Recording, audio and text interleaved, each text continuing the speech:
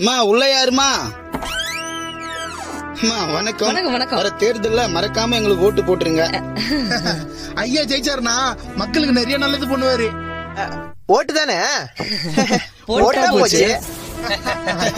ஐயா 18 வயசுக்கு மேல உள்ளவங்க உங்க குடும்பத்துல எத்தனை பேரு? ஏன் ஆபாசமா ஏதாவது காமிக்க போறீங்களா?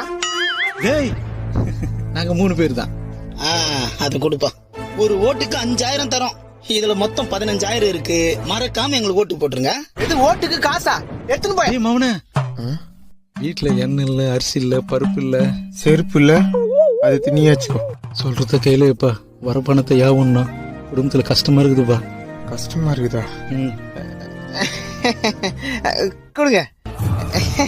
கண்டிப்பா எங்க 3 பேரோட ஓட்டு உங்களுக்கு தான். நன்றி நன்றி நன்றி ஐயா. வட்டமா வாங்க போலாம்.